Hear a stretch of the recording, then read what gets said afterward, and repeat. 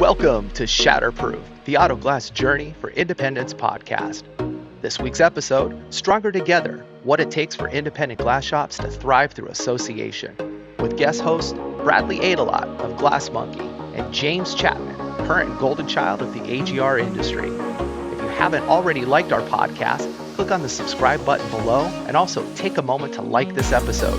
So anytime we update the content, you'll be the first to get access to all of this great media and industry information.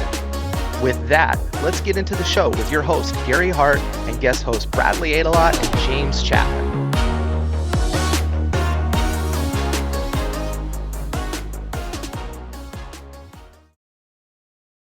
All right. Hey, everybody. It is Gary Hart with the Independent Glass Association. Today on Shatterproof, the Auto Glass Journey for Independence podcast, we have Stronger Together, What It Takes for Independent Glass Shops to Thrive Through Association. And today, some of you may recognize him. We've got James back and a new face today. We got Bradley. So Bradley, James, how are you guys both doing today? Doing great. Unstoppable. There you go. Yeah, that's a good Sia song. I think we used that at Auto Glass Week to introduce somebody before, but yeah. I borrowed that term from Kerwin Ray. He's just, I'm a fan. So Bradley, what brings you here to the podcast today? Everybody knows James, so we don't need to worry about it. Yeah. Everybody's tired of because everybody's tired of looking at James's face. Like, I fucking agree. I agree. Like James is probably tired of seeing his face in the mirror. He's like, he's cracking every mirror in his house. Lock me down. He doesn't care. He can't look at it. But I'm new to the industry of the side replacements. So I've just been messing with chip repair for the past 8 years, but for the last year, after my AGU experience, when I got into replacement, you have to learn so much more. It's not just pulling up, shooting some resin in and taking some money and getting out. It's very involved. There's a whole system of operation procedures and best practices you should know. And so by doing that, I've come to learn about the AGSC and the IGA, and I've been flirting around with joining the IGA, and I'm committed because I agree with everything that the IGA stands for. I think that bringing independent shops together, it can only help our cause, and the only ways that it can hurt it is the ways that we hurt ourselves, just by inaction or division. So that's where I'm at. That's where it brought me to today. So that's good deal. I'm like, man, I want to join up. So here we are. Yeah, and James, I mean, I know you reached out as well because you've had some conversations with some counterparts over in Australia, and you've had some discussions with other independents who are all clamoring for something to be done in the industry, which that's kind of why we're here to talk about the association today, associations in general in the industry. So what's your feelings coming into this? Like you said, I talked to a few people, and basically my general census that I'm finding is that everybody kind of wants to independently be under an umbrella of some sort of association that'll help them battle the larger companies, and also to have more negotiation and buying power from the suppliers, and better negotiations and more stable footing with insurance companies. All very good points. And Bradley, you brought up a good point about your history. Is you were an active member of the NWRA for almost 8 years until you made the transition. So as far as like what the NWRA did for you, did you find there was buying power? Did you find that they had the ability to magically get better per chip rates with insurance companies? No, absolutely not. And you would hope so. And again, they kind of position themselves as like here's what the way you should do. Here's how you should attack a chip. Here's the chips you should fix. And what it was more of an educational, it had functional obsolescence in terms of buying power. And more to promote, to make sure you were working with the standard. That's right. Yeah. I mean, they're not bad. It's just, the scope is limited. Right. Absolutely. And the same thing. I mean, we see that we're all members of one committee or another with the AGSC. And until you're actually in those rooms and understanding the participation and what it takes, so let's just use Virginia Beach as a good example of the AGSC ADAS committee. I think we spent an hour in actual committee time But prior to that, in the halls, it was a half an hour here and you go out and you keep talking about it. But the sad part is, even for that, is we only have 2 opportunities a year for an hour to 2 hours of FaceTime in a classroom setting, if you will, to discuss how we're going to move along. And that wheel, before we make, like, that committee makes a request to another committee to approve something, takes a year or 2 or 3. So with that, the IGA has been around since 1995. So long before I came to this industry. In 1995, I was building businesses in the collision repair space, and glass wasn't even in my purview. But I got involved because of the IGA in 2001. This company that I was working for actually was hired to build the IGA's e-direct bill program. So this is something that the independents said, hey, we want our own billing platform that allows us to direct bill and offer insurance companies a conduit. And sadly, I think it was like 2 or 3 months after I got on board, the IGA pulled the agreement because they wanted to protect their exhibitors, mainly GTS, Main Street, Quest, that had a point of sale system. And now all of a sudden, they weren't going to have customers anymore because the IGA was going to have their own. If you join as a member, here's your point of sale system. And oh, by the way, you can direct bill. So that was a little sad for me. And that was the first taste of the association I had. Was it was already selling its members out for the benefit of the trade show. And fast forward to 2023, and we look at our industry conference that just had happened, Auto Glass Week, we'll say the name, and you almost feel that we're back to that juncture, if you will. That a lot of frustration is independents don't feel that they're being served by either the trade show or any of these associations, because the venues aren't easily accessible maybe to them. The format or what the curriculum or education is seems to just be repeated, slightly rinsed over and over. And I think the point I want to get out about this is the IGA, while it was our show when it was called the Independence Days, maybe the last one was 2010, 2011, it has not been our show since then. And while we were able to hang our name on that for some years, we have not had any real presence or say in that. And that's where I've always come back to the industry and said, we kind of need your help, because you need to turn around the association. And kind of like the NWRA, you're saying it was it was functional obsolescence, in that you're saying we have a standard, you need to do this. Here's an updated list of some phone numbers, and nothing got done. But at the same time, how many shops, Bradley, do you think participated actively in any of the NWRA stuff? Even to this, even right now, to this very second, in my community, there's 2 national companies and me as members in AGSC and NWRA. I'm the only independent. Wow. In Tennessee. Wow. The entire state. Wow. I can look at the website and I'm like, oh, there I am, Glass Monkey, but I'm buried with the Gerbers and the Glass Americas. Yeah, we're in that book. They get to list Gerber.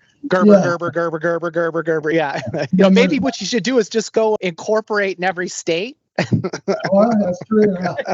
Foreign entity. Here we go. Yeah. Entity. Okay. And to that point, I don't want to minimize anything that those other associations do, because even if we look back at the history of our industry, we also had the National Glass Association at one point.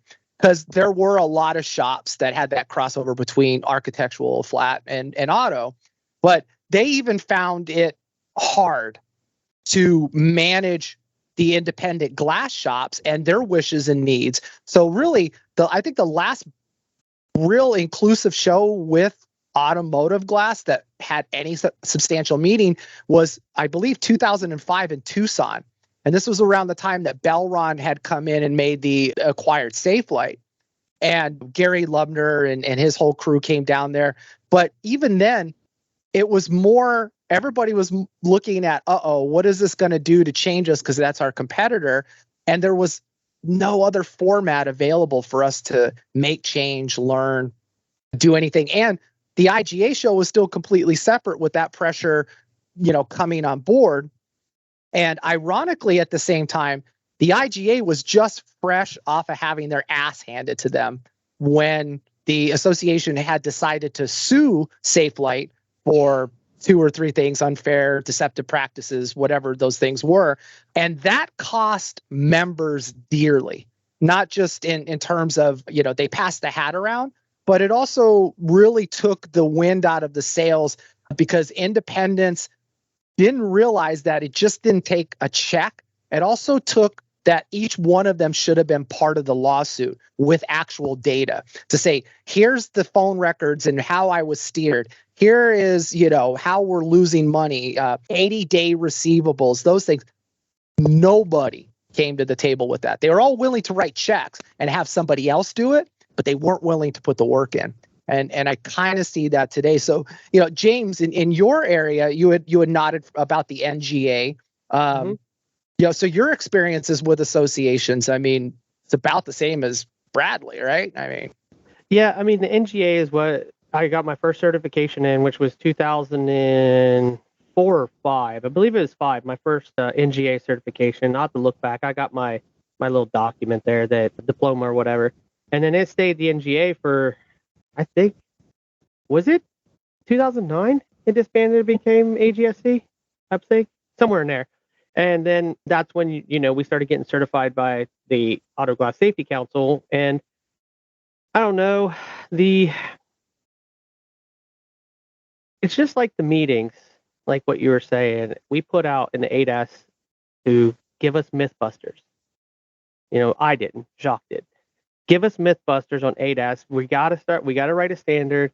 We want to bust some myths. We want to make some public knowledge available, as the sensitive components of your car that SL is doing, and I'm the only one that submitted a video, and I'm a technician, which I'm not discounting just the technicians, because that's me, and that's what the industry is made of. We are the backbone, the technicians, whether you're an owner tech or you're a tech, you're the backbone of the industry. So you should have a voice, not just your owner, but if you are an owner, you should also have a voice. But I don't know how to cohesively bring everybody together when they just want to write a check and not actually participate. That's hard. That's very, very hard, because those people then turn around and go, well, where's my money going? What are you actually doing for my money? And if you don't have a great answer because you're alone, the organization alone only has a few members, board members, or whatever it would be, you don't have any kind of, even though you're working on something, you don't have any kind of solid facts to say, this is what we're doing. This is where your money's going as a treasury, and I'm actually dispersing it to try to make difference for you guys. But if you're not willing to get involved, it's hard. It's very hard for one organization. I'm not sure how it's going to have to come about, but participation is key. And I think, as you see too with the Auto Glass Safety Council committees that you're on, just look at the representation of the number of independents in the room versus, oh my gosh, yeah, the Gerbers, and suppliers, manufacturers. Yeah. It's very lopsided. So the irony is, while many in the industry are like, hey, I don't have somebody representing me, the organization's not doing its job, the reality is these are all the same individuals who are invited by proxy to come to these. While they may not have a vote, they have a voice, and they can participate in observing these committees and then make the decision, hey, I want to join. And it's very easy for them to not only participate in AGSC, but also to participate in the NWRA and to participate with the Independent Glass Association. Because these organizations that I'm mentioning, we do not turn away or restrict anybody saying, hey, I want to give you this, whether it's help, assistance, join the board, become a member, whatever the support is. We're never going to turn that away. But it's shocking how many people will complain, and now more so persistent on social media than we get showing up. I mean, so I think the 5 of us, there was 5 of us at the end of that row, and we just looked down and we're like, serious, we are the group representing the independents. You look around the room, and to your point, Gerber, Safeway. Well, also, that's I was getting ready to say, because of the law in Maryland and things that are going to be happening, I'm assuming relatively, because once one state falls, it kind of is a domino effect. If it wasn't that kind of organization to make some changes, Safe Flight wouldn't send a representative to make sure that their best interest is taken care of in this meeting. So these independents aren't showing up. You can sit in, it's free to sit in. You don't have to pay anything to sit in. And once you become a board member, it's different. But if you don't show up to be that opposing voice to Safe Flight, and trust me, I dealt with Glenn for the last couple years as being an alternate and now as an ADAS guy. And Glenn from Safe Flight, he would pretty much talk everything to death. He was so much on words and liberal, but he was making sure that their interest was taken care of in these law-making standards that these states are going to start following. Because when Maryland followed that, now Safe Flight has to adhere to that standard, or they wouldn't be able to operate in that state. And if you want a voice on that, you should get involved with that. And to Glenn and others that not pick on Glenn.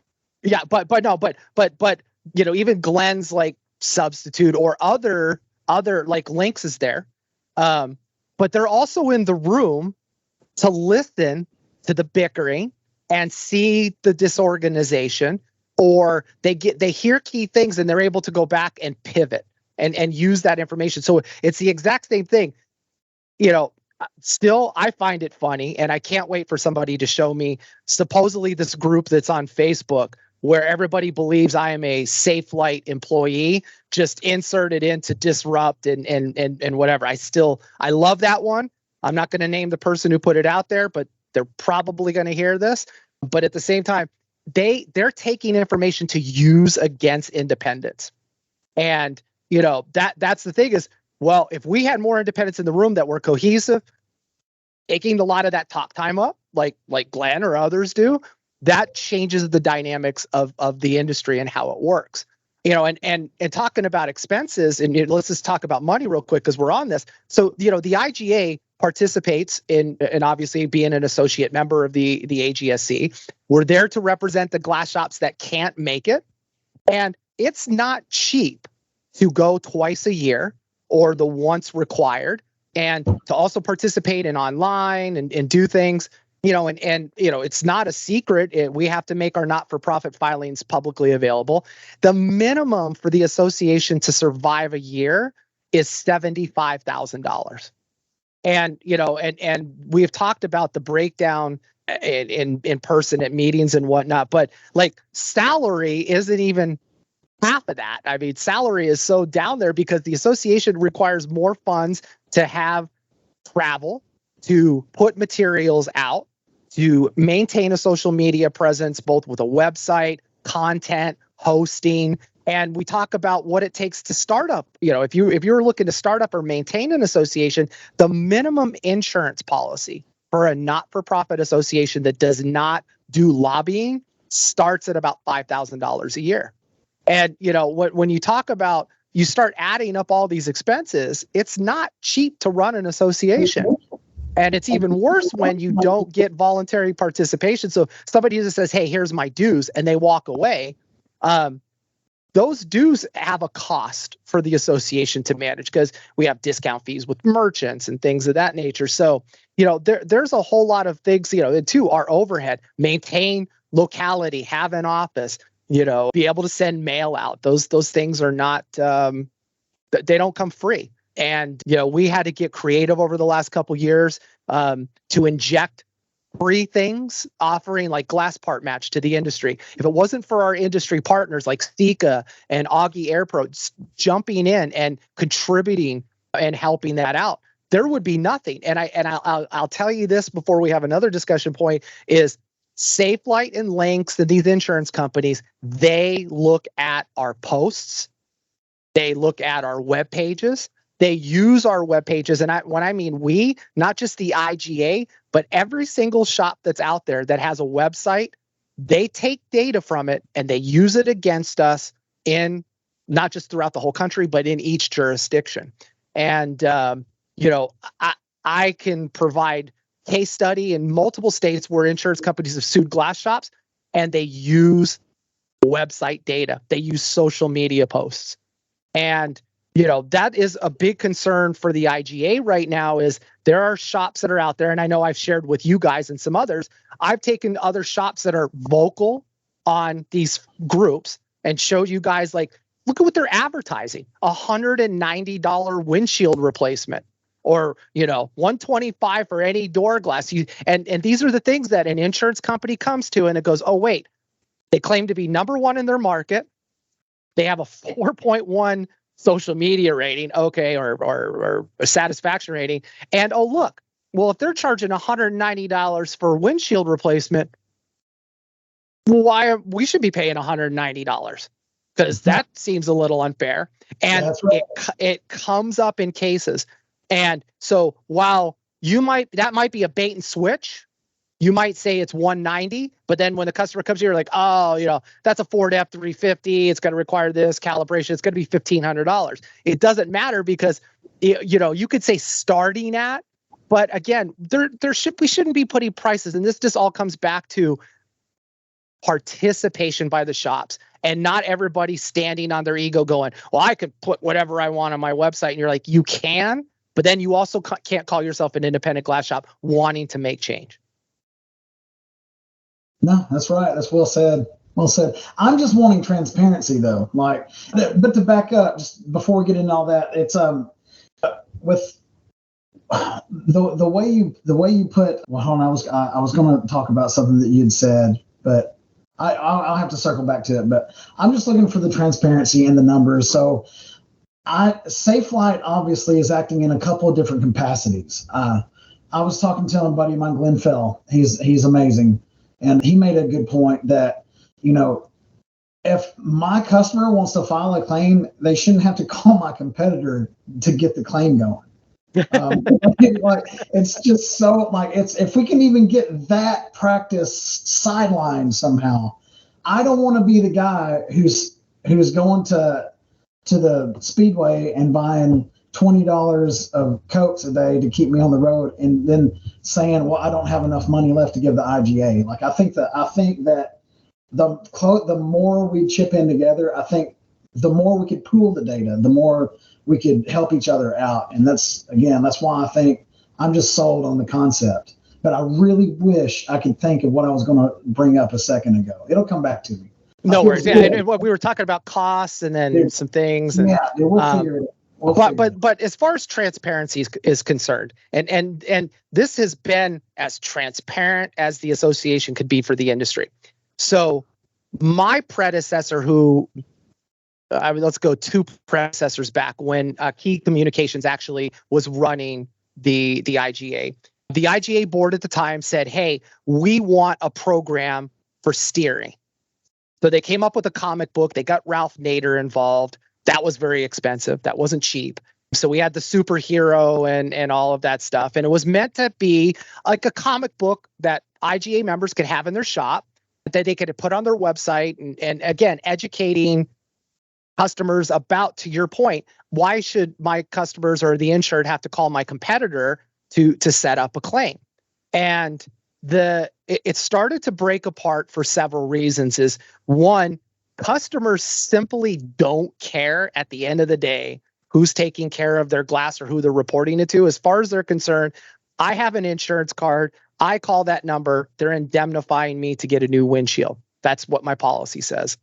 So now the comic book should have been more about training glass shops on handling the customer, saying, and a lot of shops are doing that. We take care of your insurance claim. Call us, do that first.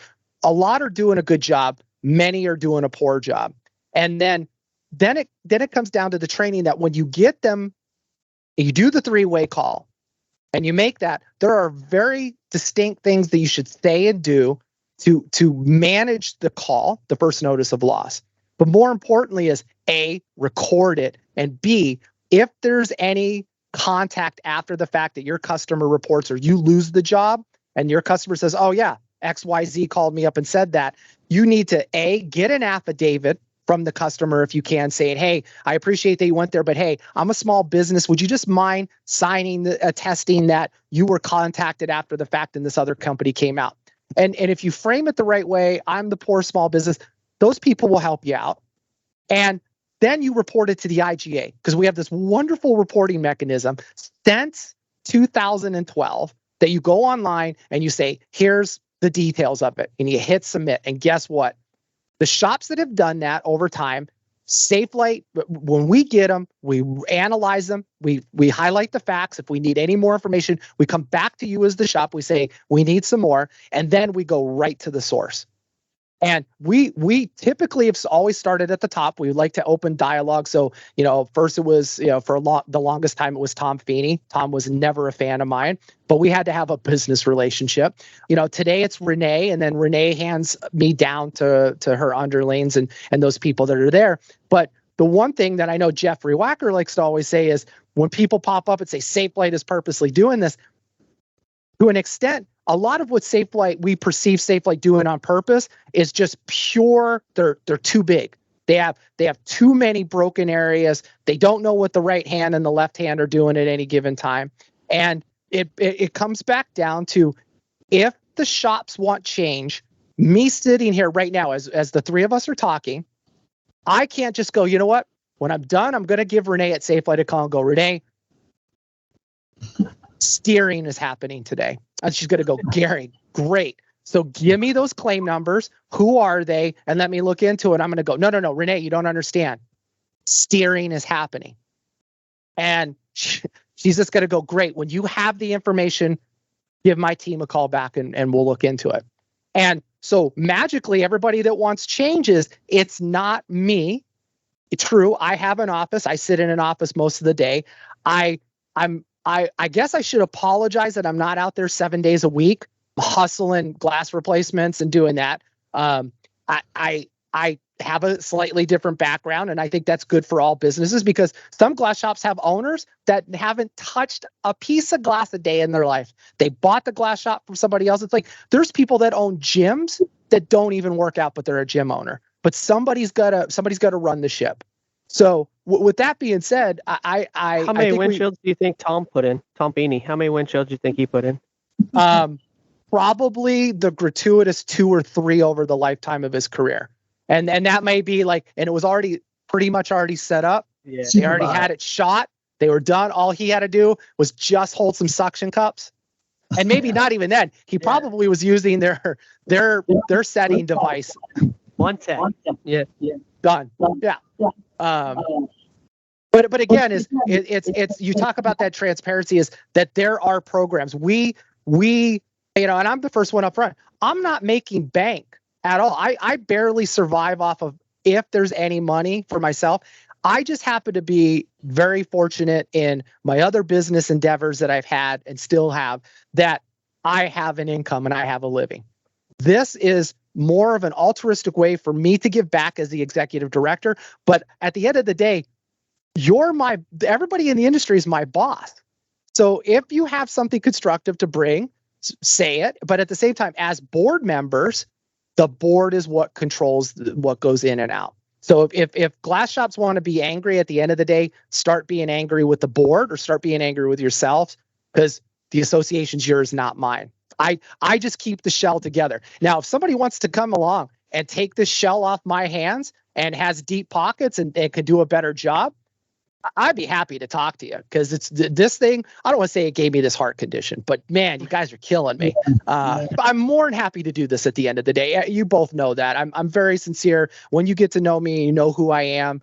I'm not an agent for Safelite. I love the small businesses, whether it's auto glass, windshield tinting, windshield repair, whatever. I'm a champion of small business and the freedom to operate and run your own business. So with that, I mean, so the IGA has programs. So let's talk about I don't want to compare to NWRA. I mean, I know they have been gutted and, it's a shell of an association. They have a standard. That's great. But we have a shop locator system that any shop can come to the IGA website, fill in their information, and that's great. So it helps them with SEO.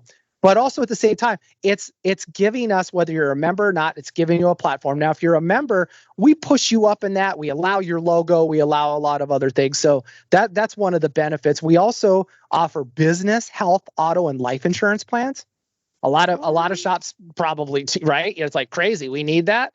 So that's something that's available on a nationwide, very, very affordable. And the nice part is you're getting in on those big corporate rates with those because of the buying power. So like our sister organization over in the collision repair side of the world, they do the same thing. They piggyback off of these great plans nationwide. So if you're looking for better business rates, maybe better healthcare, better auto policies, commercially speaking, we probably have something for you. And we offer that to members only. We'd love to open it up to everybody, but then what's the point of your membership if we don't give you something good?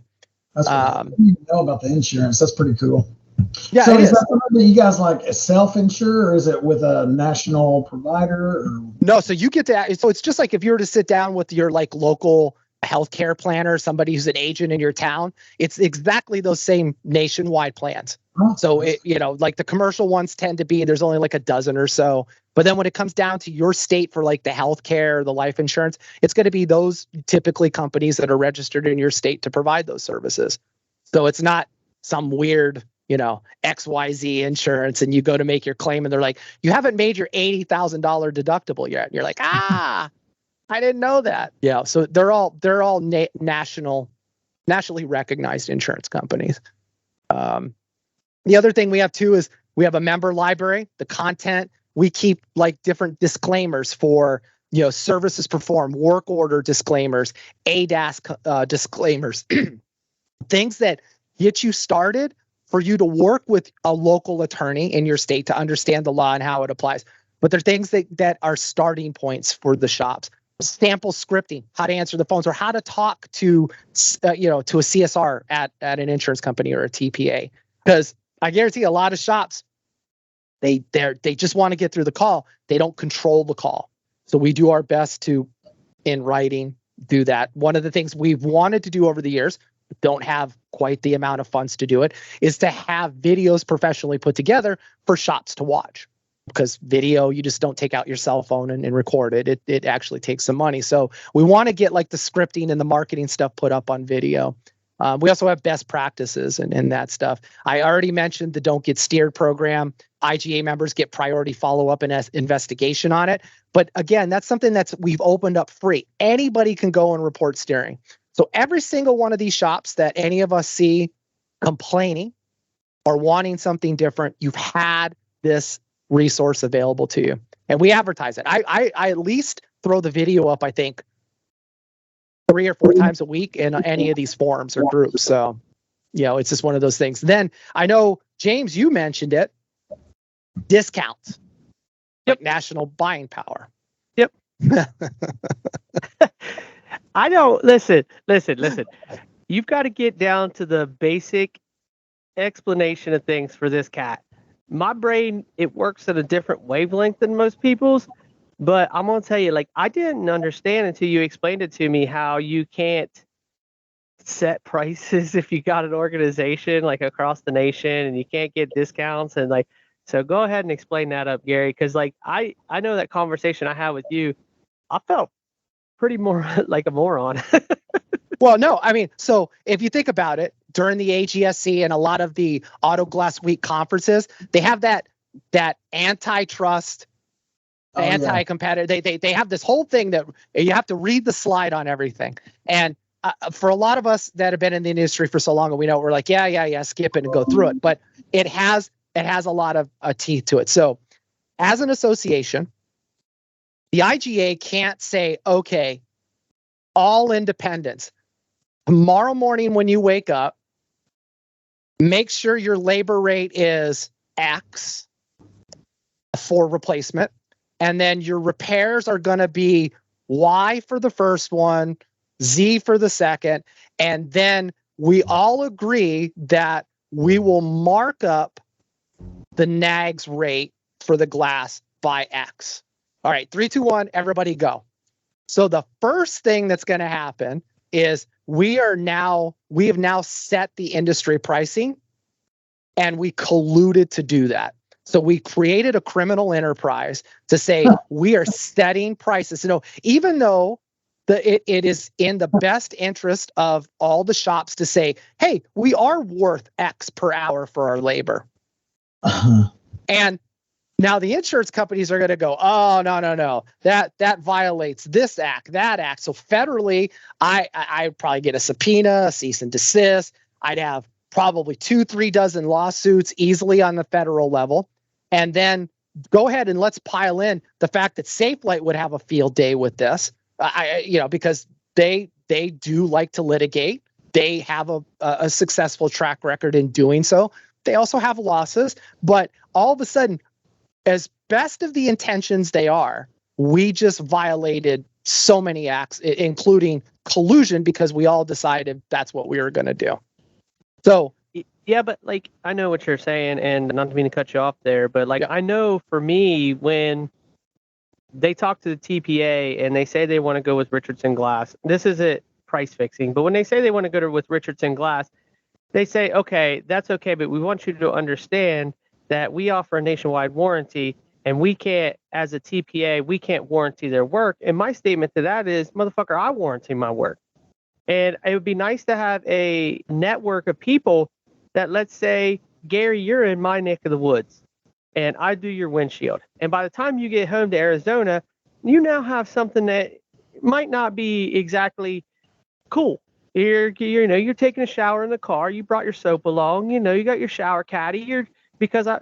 It'd be nice to be like, okay, I have a shop, Jeff Wacker, CBA Glass.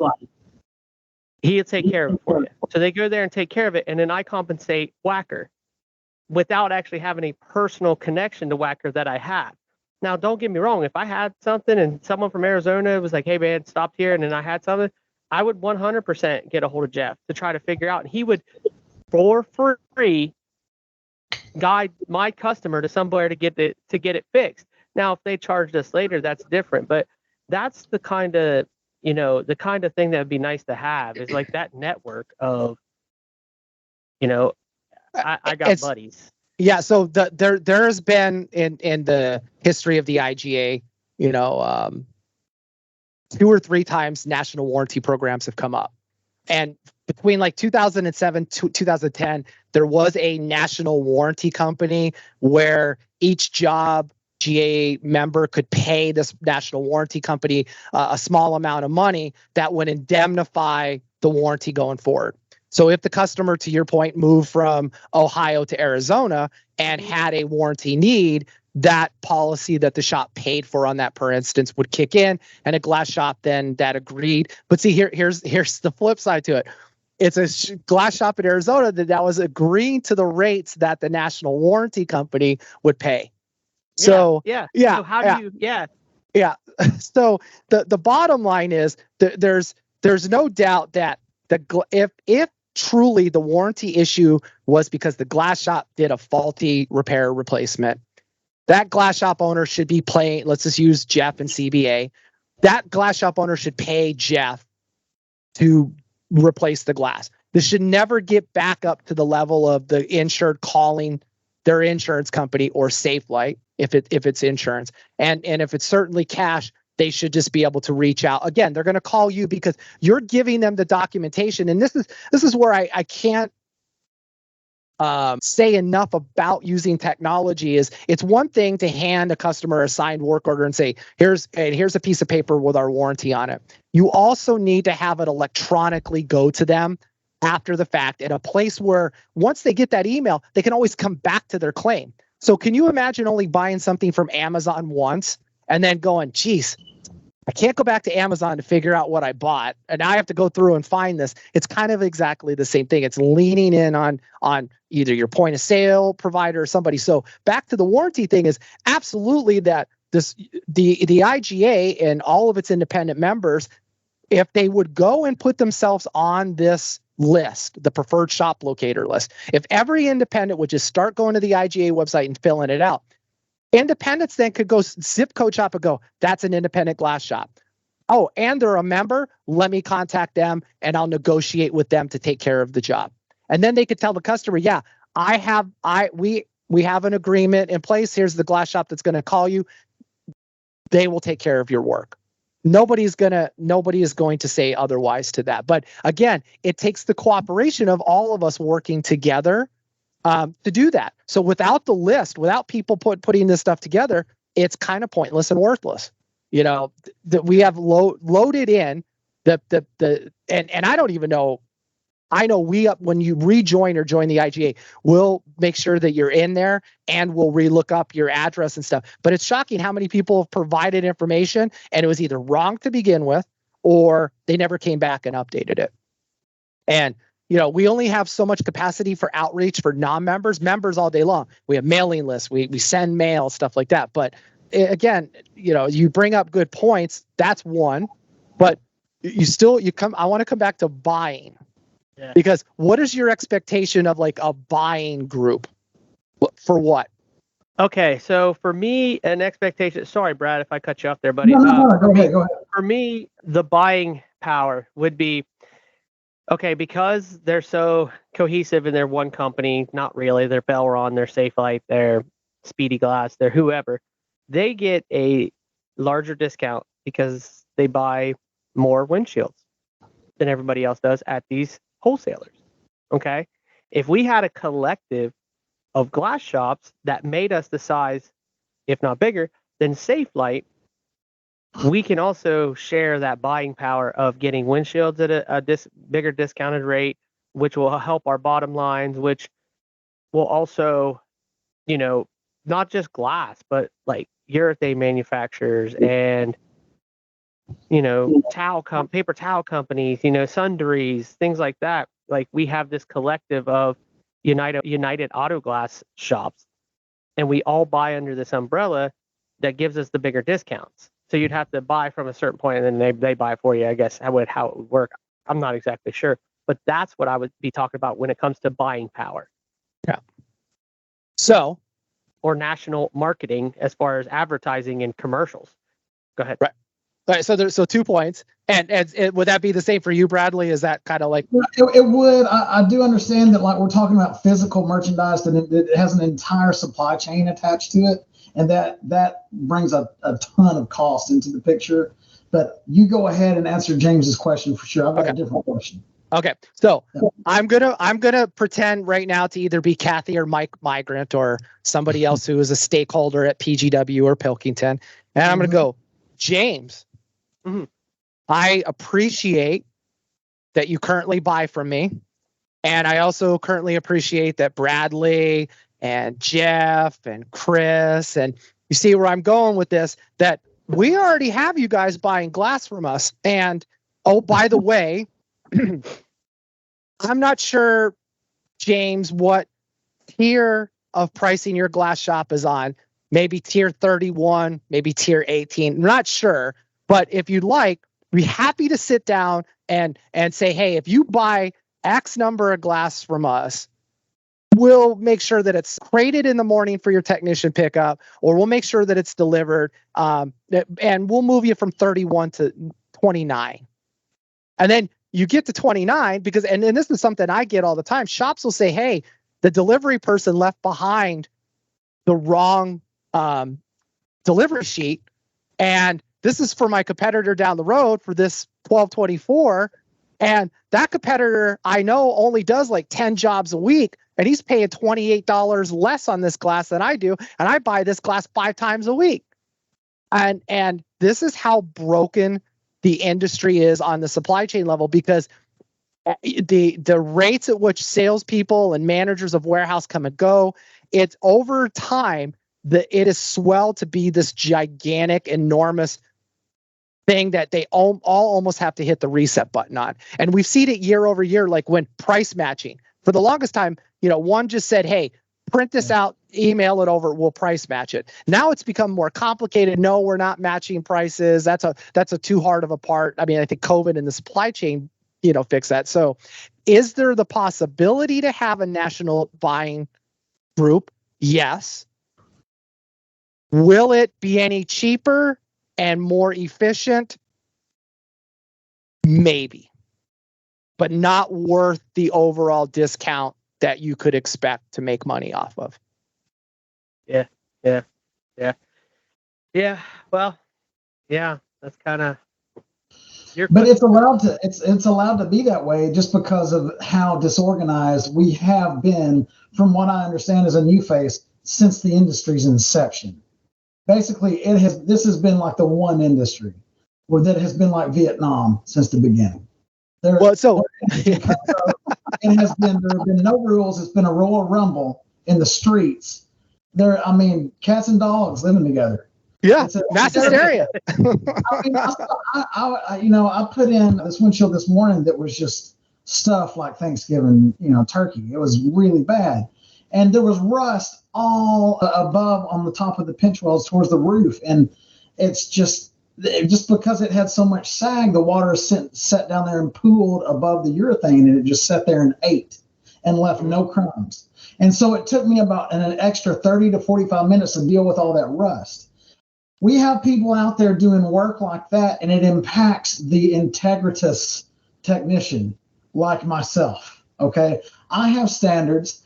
James has standards, but there's a lot of other technicians that do not have standards. They're going out and they're doing the 120 installed in the driveway work.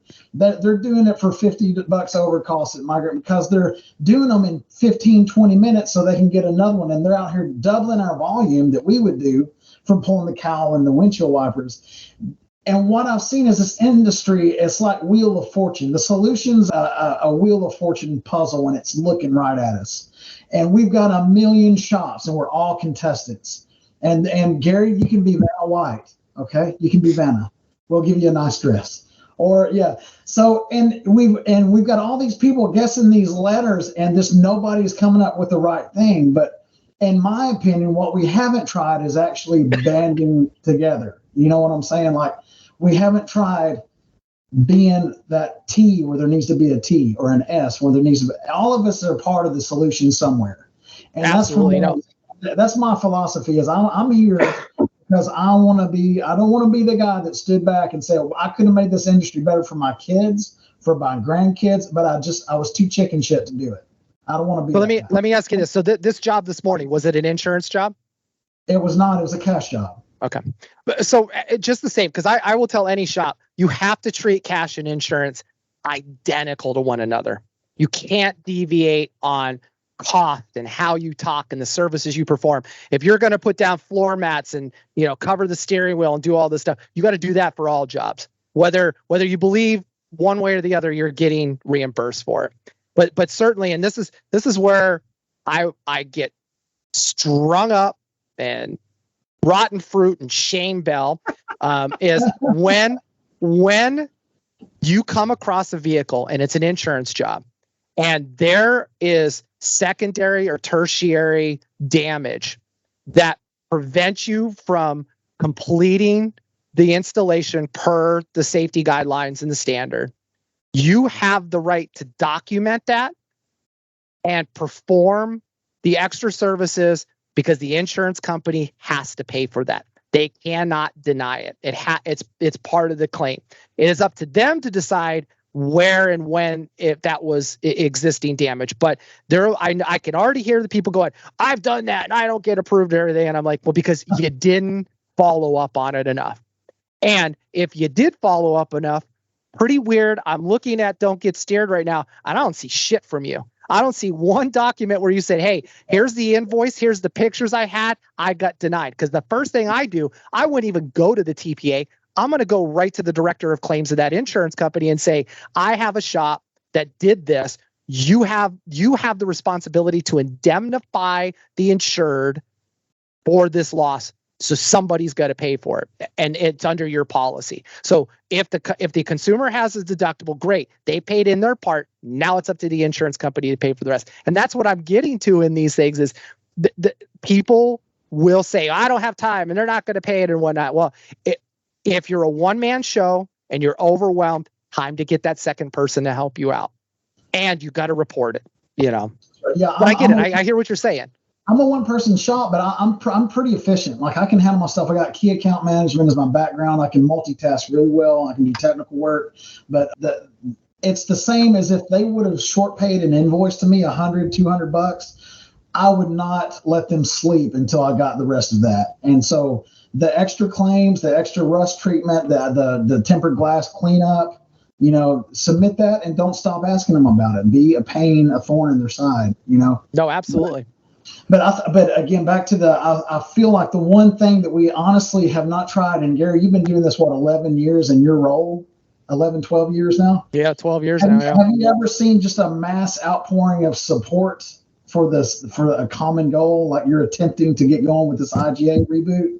Has it ever come together? So I'm only going to laugh because I want to say for the association in general, not even in my tenure, the last real outpouring of anything for this association took place during the Safe Light lawsuit. That was the last time. And in your words, that's when they got the ass handed to them. Right? Yep, they had it handed to them on a silver platter. On a cracker. And now keep in mind, so and not only that, but this is just how if you go into this with too big of an appetite and you want to bite all of this off at the same time, you're going to fail miserably. So not only did the Safe Light thing on one end happen, but at the same time, there was a really good movement in place called the Chicago Group that would have upended NAGS. But sadly, the two were happening around the same period of time, and in the end, the Chicago Group just didn't pan out. And I know there's some people that would be happy to talk about that. It might be a good podcast we put together, bring some of the old guard back. But like even Don's Mobile Glass and those guys, they had participated, and there's a lot of people back in the day that did this, but that was another time where let's sue Safe Light and let's get rid of NAGS at the same time. And boom, and that's what I still see in these groups now. Yeah. And I'm glad you bring this up because NAGS is the other one that I hear about all the time. And we have a program called Report Apart so that if NAGS has zero labor and NAGS doesn't have a list price, or God forbid, NAGS still after 3 years doesn't have the make, model, and year in there, come report it.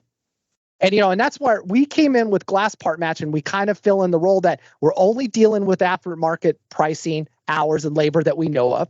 We do a very good job at when a network says, okay, we're authorizing labor at 4.2 hours when NAG says 0, we're able to at least get that in to say, hey, the known labor rate for this is 4.2. NAG still may say 0, and they may say 0 for the next 2 updates. But that's another role that Glass Part Match plays in this industry, is it's another free resource to anybody in the industry that it just doesn't magically get paid for. That's another bite. It's one bite at a time, right? I'm just saying, let's eat our cheeseburger one bite. I think the first bite should be support. I think it should be membership. And it's not like we have a whole lot to leave. You're not asking for hundreds of dollars a month in commitments. It's pretty paltry. I was surprised when I found out the actual amount. I really was. No, it is. And at the same time, it's not just that. You know what? You're paying whatever. But it's provide the data, because we can day to day, week to week, month to month, start taking those small bites, because we actually have people saying, here's the 42 NAGS parts this week. We go right to Mitchell and say, Jack Rosin, you're in charge of auto physical damage for Mitchell. I have these 42 parts that I look back and it's now been 1 year, 7 months, nothing's changed in NAGS, but the industry's already dealing with it. What are you doing to update it? I know when Bud Oliver was involved, Bud was a real easy guy to get a hold of, very responsive, but Bud's not at Mitchell anymore.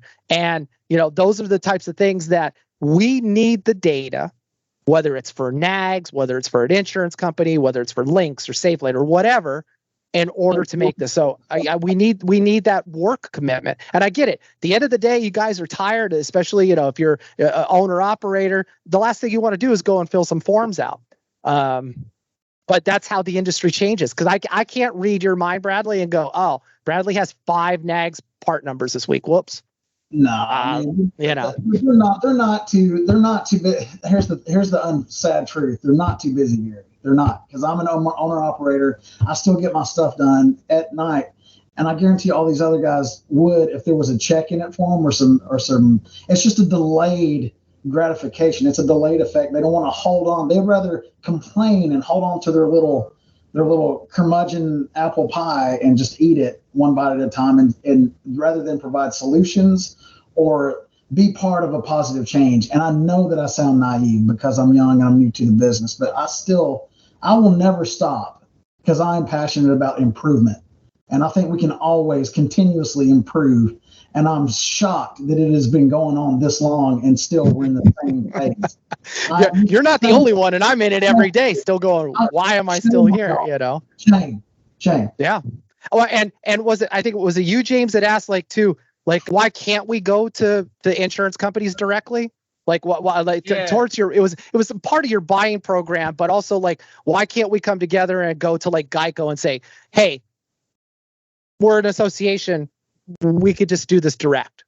I think was it you on that? I think so. Yeah. Yep. Yeah.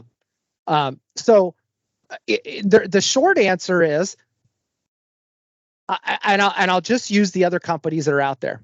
So, Glass Doctor has a pretty good footprint, let's say over 200 stores. Same thing with Novus in North America. Driven, they're the latest ones in it. So, they've made a lot of acquisitions here in the US. The acquisition they made in Canada, ironically, also included a TPA called Uniban, and then a bunch of, affiliated shops up there, banner name stores, if you will. So I always like to use them because I would say this.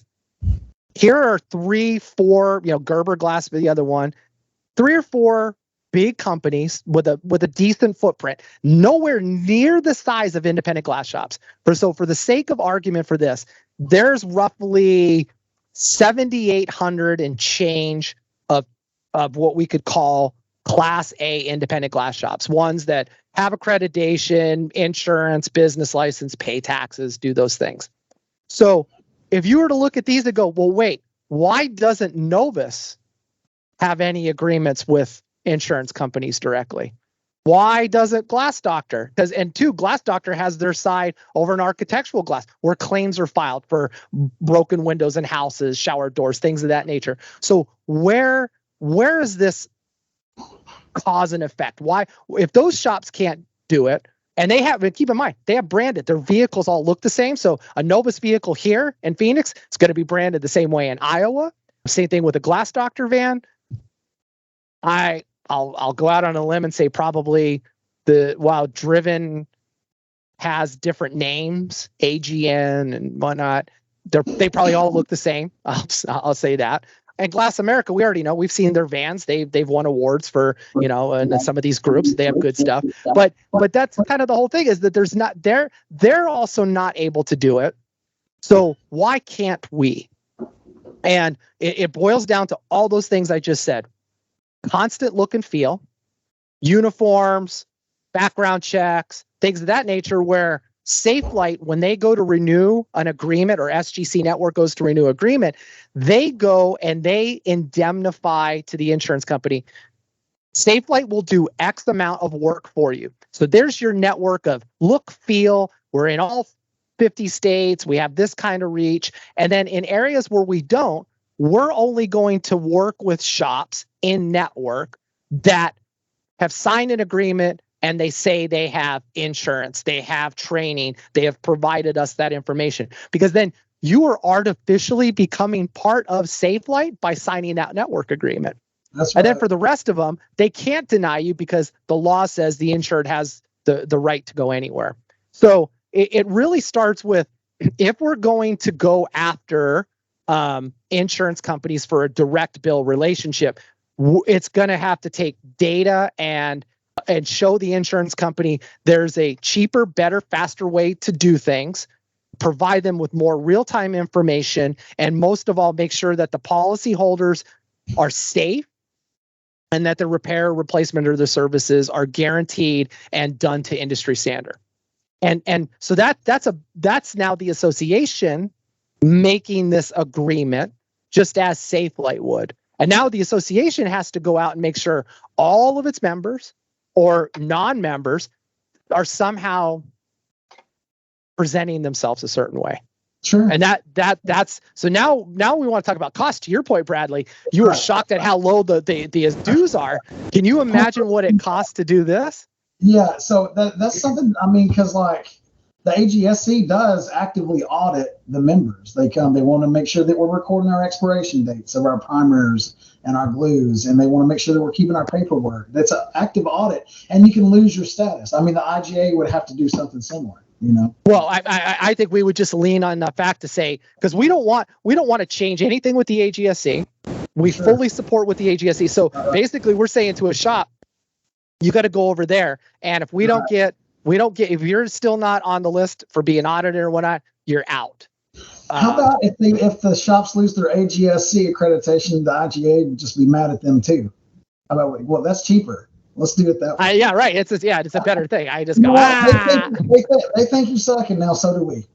Yeah. Until you get yeah, and at the same time too, now the hard sell becomes, and this, I love the rabbit hole in these discussions I go down, because I'll be talking with a group of shops at all, whether it's Auto Glass University or a show or a vendor fair, and I'll go, okay, guys, how many of you are AGSC members? Nah, we're not. Why do we spend our money with that? Who's to tell me that I already know how to do windshield? And I'm like, well, what if I tell you I could get you insurance work and we could do this? I don't need anybody to tell me. And I'm like, okay, well, you just put the nail in the coffin. I'm out of here. Gotta go. Mm-hmm. That's half the battle right there. Mm-hmm. So I'm not, it's, we are our own worst enemy. We, as humans, we always want somebody else to do it for us. And then if it goes south, somebody has to be the scapegoat. Wasn't me. Plausible deniability. I'm just the guy who installs windshields. It's like, well, okay. It's tough. And you could see, I mean, it's not, I can't wave a magic wand. Neither can either of you. You can participate to the extent you can, but the real things that we should be looking at is, one, how you work with the TPA and how you report the TPA's misconduct. Let's do that first. Let's substantiate something and say, we now have these three things, and here's how we're going to make that change. Secondary to that is, okay, and I know I'm going to get strung up on this one too. I do a job for Geico, and it says that it's 55% off nags, $115 flat for labor, kit $20. Now, I acquire that glass for $79. And my combined per job labor hour, because this is where a lot of shops stop looking, is what is the loaded cost for me to go to the job divided by the insurance, the gas, the hourly rate, and the benefits for that technician. And then there's an overhead cost to the shop. Okay, so that ends up being, out of $115, probably $60 to $65 if you're running a good lean business. So already there's your profit. We've dumped a nice $55 of profit in your pocket or so. And then when you look at 55% off of, let's say, $725, it's a 21, 22 vehicle, and you're buying it for $79 to $100, your profit margin on the glass is the best profit margin for retail or service oriented business in the world. It is unheard of, greater than 30%, high five. But to say, wait, I should get all that $700 nags list because that's what the list is. And then you turn around and that same job you just did for Geico, you did for less for a cash customer. And that's where I lose my shit, because I'm not going to pretend I didn't do that. I did that. I've done that. Yeah. And that's where I'm like, well, wait, guys, I don't ever hear you bitch or complain about your cash pricing, but you'll be the first one to pretend that the insurance company should be some magical money printing machine for you. And I'm already up. I might as well drag the cross right across this and just keep on going, because shops don't want to hear that. And they also don't want to learn how to organize profitability for your business, to see what your ROI and what's a cost benefit analysis of running for a month. Where does my labor need to be? And I will always tell a shop this. You should, whatever, if you say, you know what, my labor is $115 an hour, great. Publish that, make it known, And when you do an insurance billing or a cash job, you put 115, but if you have to discount it, that discount becomes part of a loss, especially if you can't collect on it. And so if you're a glass shop doing well and you're having to discount the insurance work, or you have a customer who no pays, or the insurance company doesn't pay that is a legitimate business write-off. But it establishes what your market labor rate is, meaning the non-network labor rate for that area. And insurance companies, when they do pricing surveys, and they are very good at doing that, and you never know that it happened, they correlate all this data. And when a lawsuit comes up, or when it's time for SafeLight to adjust rates, they go off of your lowballed cash rates. So that we want to fix all of those things. We want to show you how to run a profitable business, because if you're running a profitable business for cash and insurance, nobody in this industry should have any reason to complain. They still will, but the bottom line is those other stores that I've talked about that were acquired, or bigger ones, they kept their head down. You never once heard them talk about steering or anything. And of course, people say, well, they are bigger businesses and they have a higher volume. At the end of the day, they were taking the same discounts as you. They actually have more overhead and more liability and more responsibility. It's just scaled. So do we want somebody to be angry with and we have to go after, or do we want to make small incremental fixes? And maybe I'm wrong. No, you're not wrong. And there is a benefit to doing that insurance work at their rate. Just for case in point, I had a quote that I worked up as if a customer was paying cash. I didn't know they were paying insurance, so I worked up my quote how I normally would. Really kind of competitive, but I'm still making some money, because we have our lowballers in my area as well. So I give it to the customer, and she's like, "Oh, I'm gonna have to do insurance on this." And already I'm just like, And I get contacted by the insurance company, and I'm actually making more money from the insurance than I had quoted the cash. Not much, but I was pleasantly surprised. But it wasn't a lot. It wasn't huge, but I was surprised that I wasn't having to take a loss as to what. And it was one of the first insurance jobs I've done, and all I knew before that was this culture of, never take insurance work. They're just going to cut you. You can't make any money. Oh, that's bullcrap. Their labor rates, blah, blah, blah. That's all I'd heard and read. And so I had this foregone conclusion that I was going to get hosed, but I didn't. I didn't get hosed. I actually made pretty good. So I've used that to show that I am capable to my insurance agents. And so when they have referrals, I do get more volume from them now. So that's what you're supposed to focus on, not that one insurance job from that one provider. It's you're supposed to build these relationships with your agents so that you're another tool in their box. Right. And I don't want to be a tool, but that's what we all are. As glass guys are the biggest tools that I've ever seen. Well, and James, and James, when you're I'll ask you this: out of 10 cars, 10 vehicles on replacement, how many of them would you consider have pre-existing damage that require a supplement, more billing?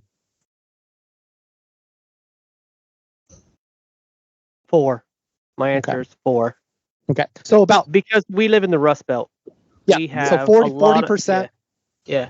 About 40% of the jobs I do, I have to actually take more time and clean something up, or I have a previous shop's install that wasn't up to par, and then I have to fix that. So I'm going to say 40% of what I do is fixing or cleaning up an existing problem.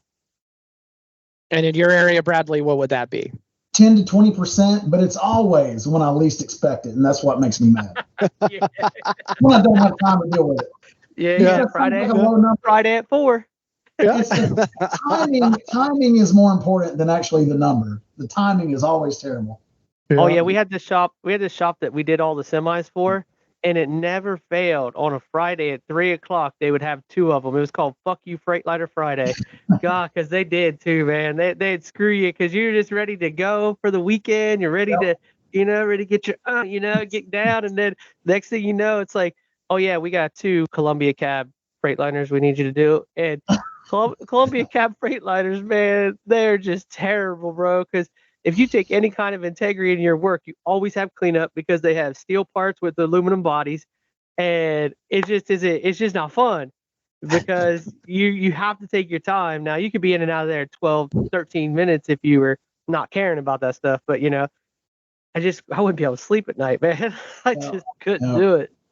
Well, speaking of not being able to sleep at night, you also mentioned that you're correcting some other shop's problems. Out of that 40%, how often do you know who the other shop was that performed it? I will say this: if it was Safelite that did the job, these people are, because I think it's because hey, what's up, buddy? It is what are you doing, man? You having another guest host? All right. Yeah. This is the next generation of Glass Monkey. Go ahead, yes, Jay. He is. So if it's Safelite, because they're so well known and they got the commercials, the customer is willing to brag about their shitty work. If it is my other competitors that are independents like me in my neighborhood, we don't have a Glass Doctor presence in our neighborhood. We don't have Glass America. We have Safelite and then Independence. Now, in the town I live in, there's a Glass Doctor, but I don't know that they do very much. But in Newark, where we service, there's not. And so those independents, it takes a special customer to tell you that this guy messed it up. When you pull the windshield, what has happened. They will say another shop did it and they're having this issue, but they won't sell them out unless it's Safelite. Then they will. 100% will be like, yeah, dude, those guys at Safelite, they suck. And I'm thinking, why'd you take your car there in the first place?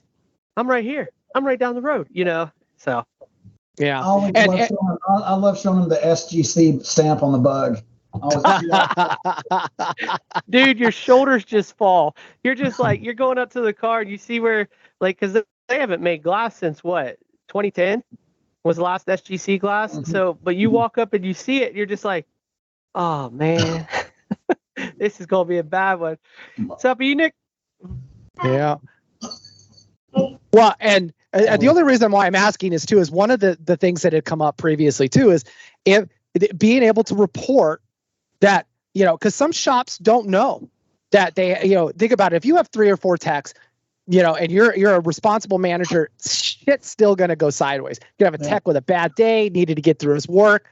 Friday at 4:00, I need to get home. Let me just stuff this. I'm gonna glue the shit out of everything and get the hell out of here.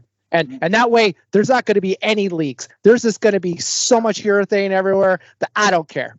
And then 3 weeks later, the windshield needs replaced, and the poor guy somewhere else goes to take this out. They're like, "Are you kidding me? I have to saw the molding. I have to do all this shit."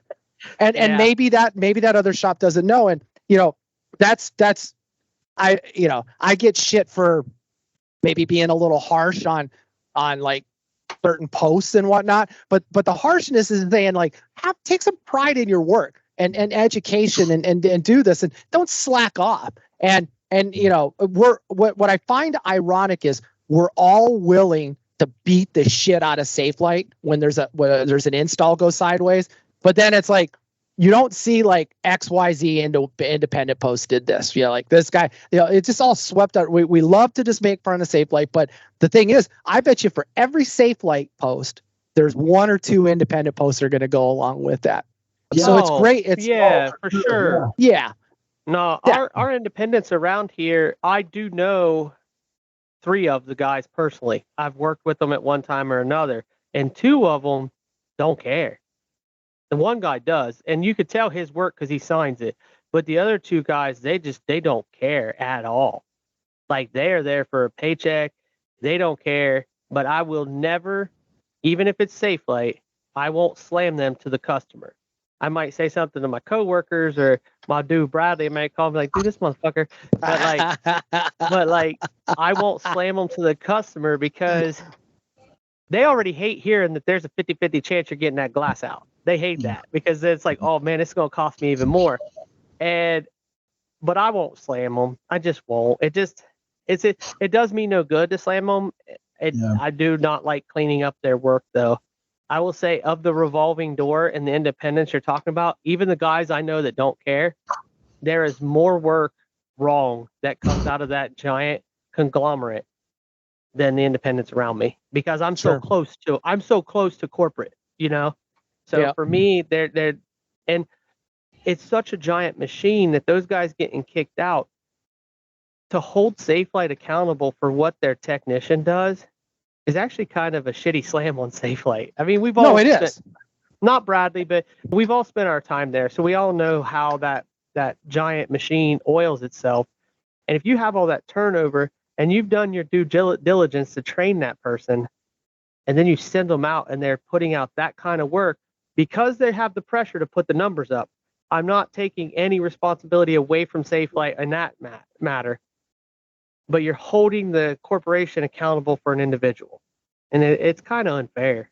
Yeah, but I don't want to say. I want to go on record right now that it is the enterprise of evil. I don't want to say that. but on the contrary, also, James, like there is information out there, and you're part of the dissemination of that information now. Like you're the champ. There's plenty of info out there that these technicians can get the training. They know what they're doing. They know what they're doing is wrong. They know the proper way to do it. And they choose to just keep doing it in order to keep their jobs, which makes you no better than somebody that's taking bribes or kickbacks or something from just saying, oh, well, I got a family, I got 8 kids to feed, I'm going to keep doing it the wrong way. You know, yeah. But if the technicians want to get better, they just need to sign up with the IGA and just do their own hustle. And there was alleged bribes, by the way. We don't want to say anybody anywhere else, but it's all alleged bribes. And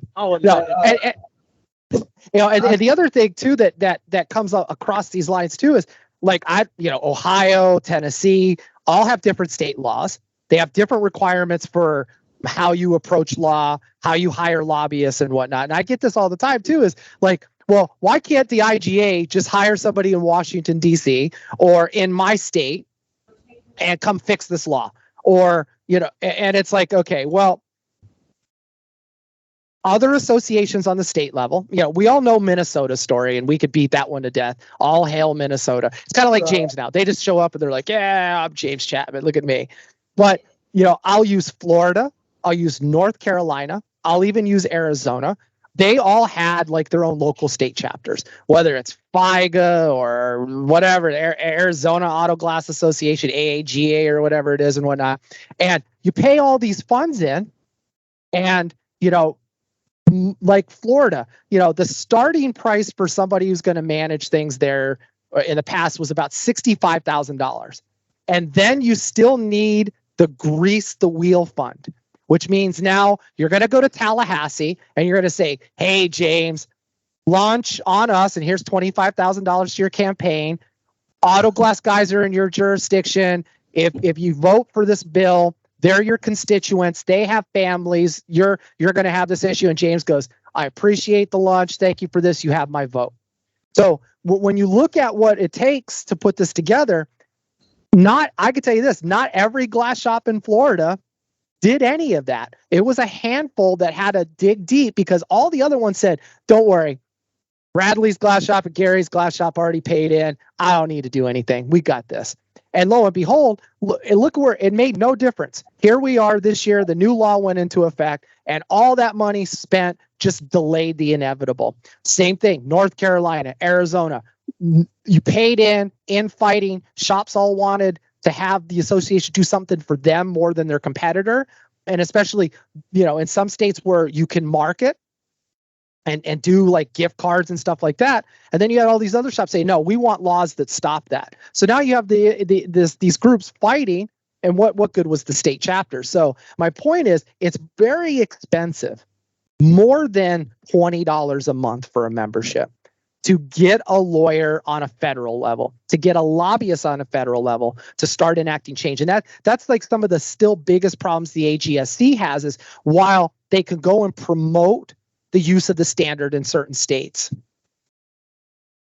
those that they have still don't have enforceability. And that is the key to those really having teeth. So that's great. Some states could say you have to follow the AGSC or the standard. The shops could go, great. So I'm looking through this, but where's the enforceability? Who's going to enforce it? So if somebody turns me in because they think I didn't do something, who's going to come out and enforce it? And then what's the penalty? They have to spell that out in the law. And so if you actually go and look at these states where this has come up and you read it, the enforceability section is blank. So it's more of a a recommendation or a voluntary guideline until there is enforceability. And that's what we have issues with it. And I'll put one more thing out before I open this up to comment. I think it was 3 or 4 years ago, somebody floated that online petition to the FTC to say Safelite was doing this and everything. And you would think that, given the numbers I told you of all the independents today, how many people do you think signed the petition to have this gone up to the Federal Trade Commission? 42. How many, James? 200. 42. 400 and change. About 440, I think it was. Oh. But that was after like 8 months of the petition being open. And it even got coverage in a few of the other blogs, like from the auto collision side.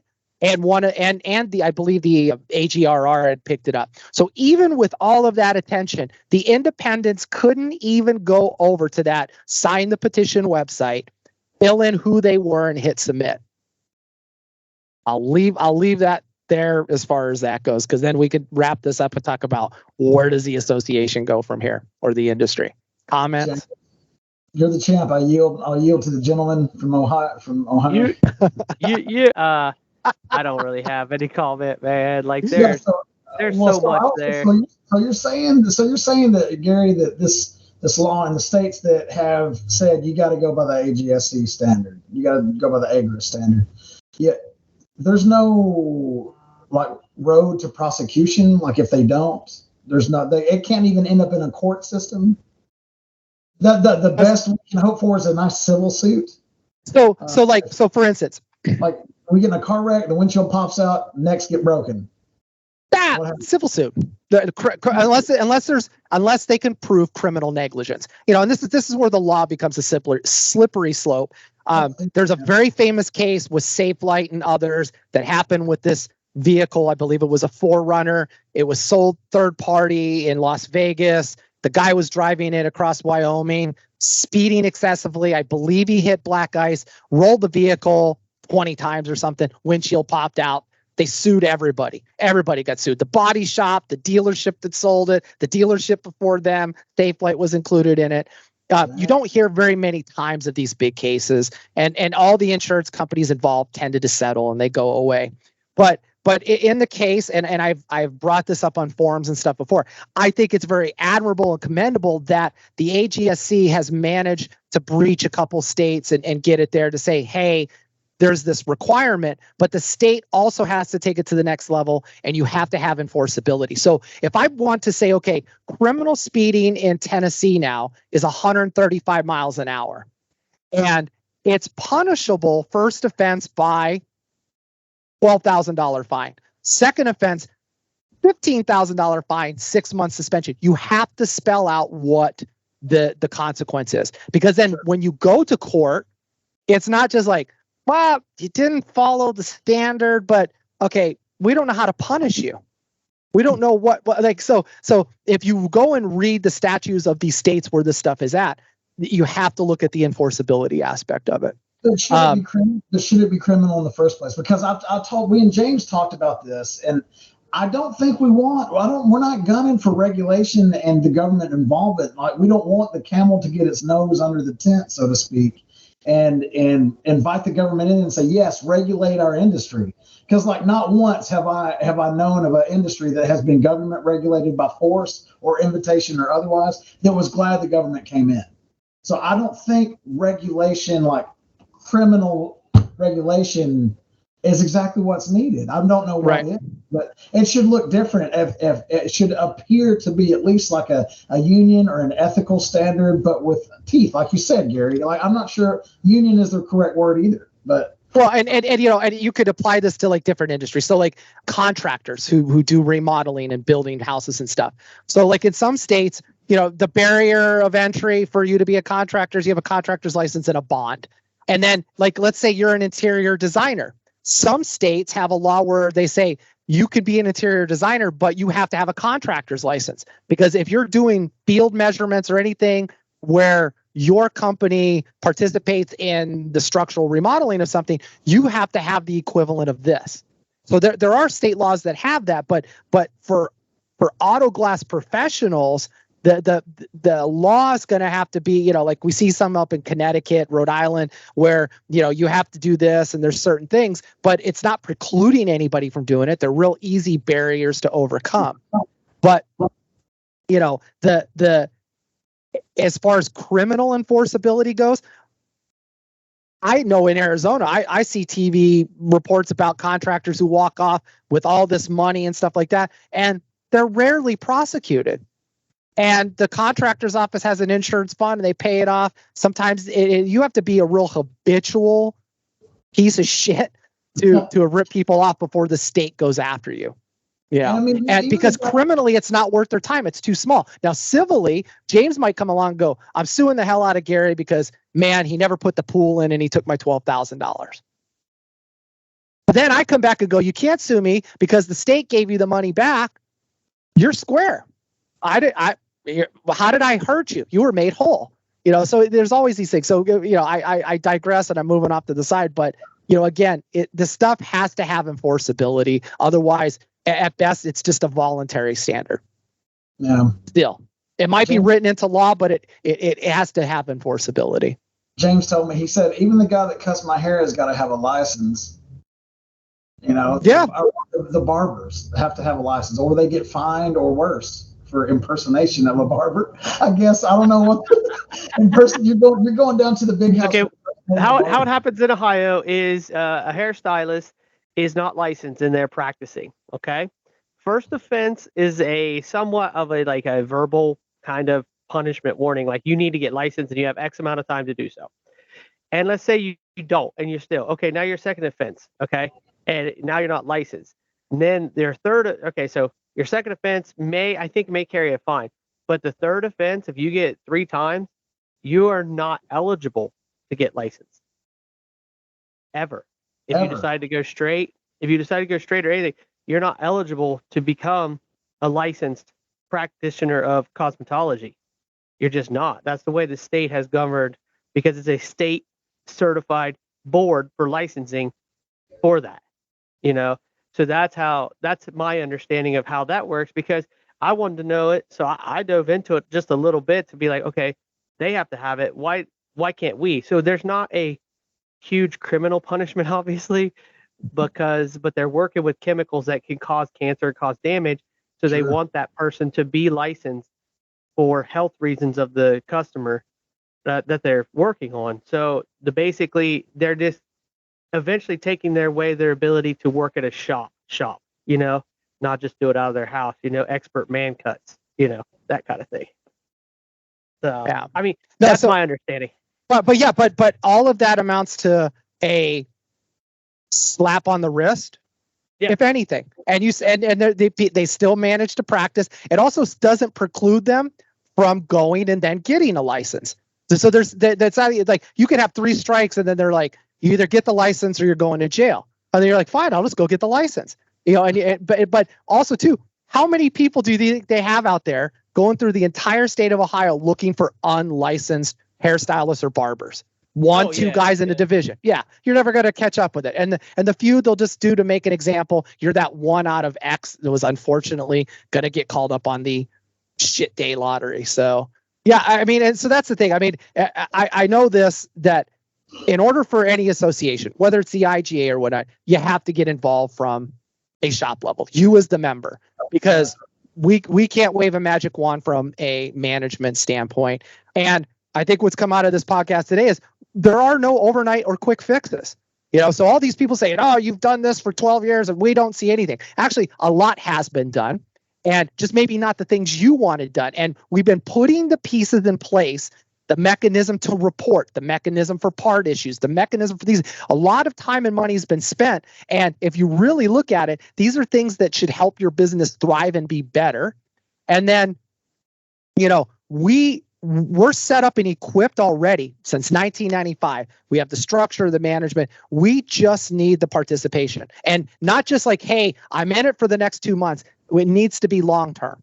Like, and it doesn't have to be hours of your time and whatnot, but it's like, hey, here are my 3 steering jobs for the week. Because I can't imagine for somebody to report 3 steering jobs should take 10 minutes. If you have more than 3 steering jobs, you should have been reporting this already. Yeah, you know what I'm saying? Like it just gets to it. So I'm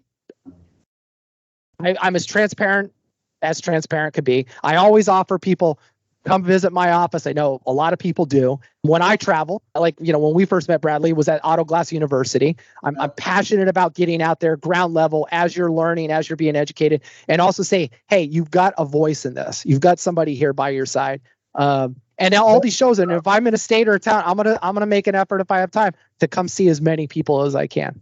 Best food vendor at AGU, in my opinion. Best food vendor. Yep.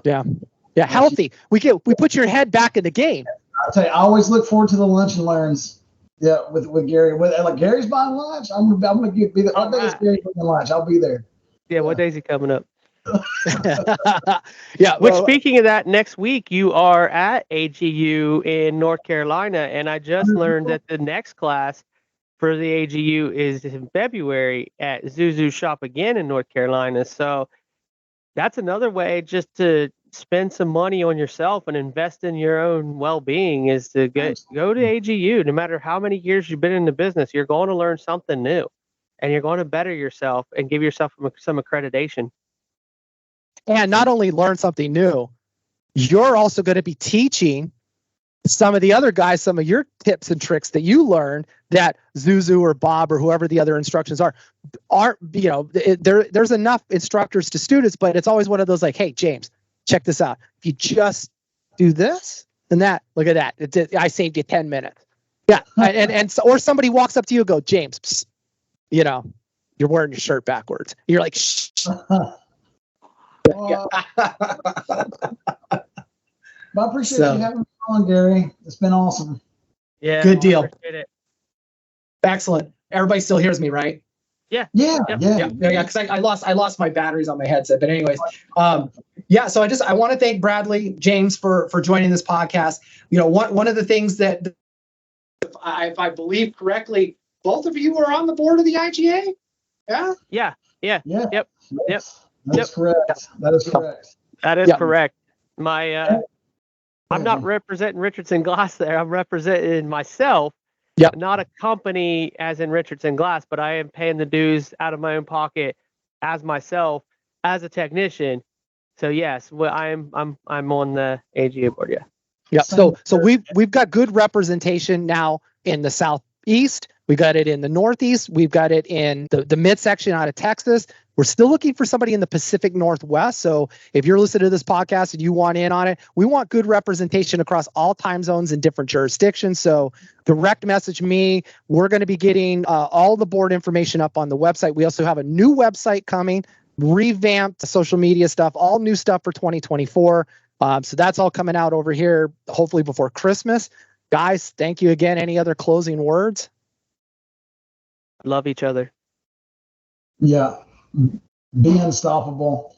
And I appreciate because I don't have a lot of experience, but I really appreciate being included in discussions like this with Gary and James. Y'all been around for a long time, but I'm here. I think that we can do a lot, and I'm going to do my part. And I just ask that anybody who hears this podcast, that you consider it, because especially if you haven't tried it before, if it's the one thing, if you haven't committed, just try. If it's probably the one thing you haven't done, so consider it. And you don't have to necessarily ever want to be friends with me, and you can hate me, but the best thing you could do is all of that hate, come join the board or be a participant in a committee and help steer the ship. But if you're a keyboard cowboy, I don't have time for that shit. And you probably aren't going to do much for the industry. And I know I just ruffled more feathers, but it's the truth. Step up and show me as much as everybody here has done it. And I believe that it changes things dramatically. And we never have to be friends. That's the beautiful part. None of us ever have to break bread or do anything. It's just we need to get shit done for this industry. Let's do it. Yeah, that's a fact. Amen. Yeah. All right, gentlemen, thank you. This has been Gary, Brad, and the ultimate winner of all things industry replacement across the world, Mars, and the galaxy, Mr. James Chapman. And I'm sure if I don't put Sika in this, I might get in trouble. But Sika, and the Ghost Set Killer. Yeah, the Ghost Set. He has his podcast. We always put the links down in all of this. And two, if you're listening to this and you were one of those people saying, I'm not listening to it because Gary was part of it, but you listen to it, this is why you need to listen to everybody. It may not be your cup of tea, but you're going to learn something. So thank you very much. On behalf of Shatterproof, the Auto Glass Journey for Independence, take care, and we'll see you on the next episode. Thank you for tuning in to Stronger Together, What It Takes for Independent Glass Shops to Thrive Through Association, with guest hosts Bradley Aydelott of Glass Monkey and James Chapman, the current golden child of the AGR industry. You've been listening to Shatterproof, the Auto Glass Journey for Independence broadcast, brought to you by the Independent Glass Association and me, Gary Hart, your host. If you haven't already liked this podcast or haven't subscribed, like this episode and hit that subscribe button so anytime we update the content, you'll be the first to get access to all of this great media and industry information. We also want to thank our sponsors of the podcast, eDirect Glass, who is also the maker of Glass Part Match, which is free to the industry, so get your account today at www.iga.org/GPM. And Augie by AirPro, that amazing on-the-glass targeting recalibration system allowing you to work anywhere and with the support you need to succeed. You can find all of the links referenced in this podcast in the descriptions and comments below. Again, thank you for tuning in and supporting the Independent Glass Association so we can continue to provide quality information, educational materials for the independent automotive glass industry.